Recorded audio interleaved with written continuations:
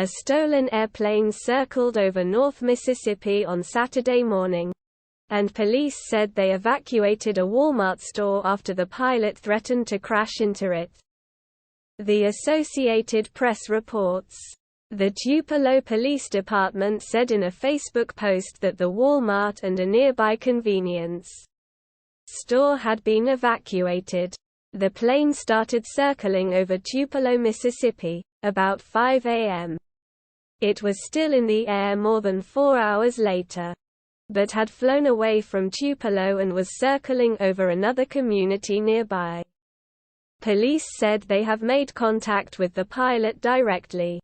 Citizens are asked to avoid that area until an all-clear is given, the police wrote.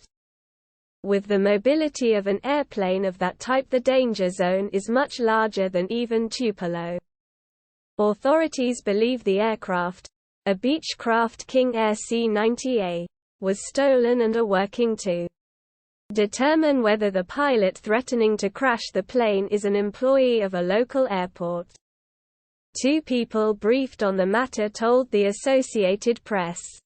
Multiple federal agencies, including the Department of Homeland Security, are now involved in the investigation and are working to discern a motive, the people said. A spokesperson for the Federal Aviation Administration said the agency is aware of the flight and is coordinating with local law enforcement. Law enforcement told the Northeast Mississippi Daily Journal shortly after 8 a.m.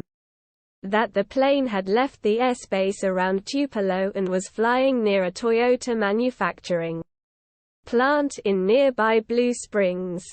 An online flight tracking service showed the plane meandering in the sky and following a looping path.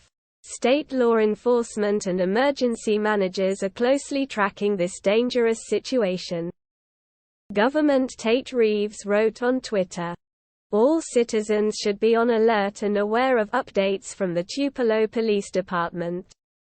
Leslie Chris, a magazine editor who lives in Tupelo, woke up early and was watching the situation on TV and social media. Several of her friends were outside watching the plane circle overhead. "I've never seen anything like this in this town," Chris told the Associated Press. "It's a scary way to wake up on a Saturday morning." Former state representative Steve Holland, who is a funeral director in Tupelo, said he had received calls from families concerned about the plane. One called and said, "Oh, my God, do we need to cancel Mother's funeral?" Holland said, "I just told them, no, life's going to go on."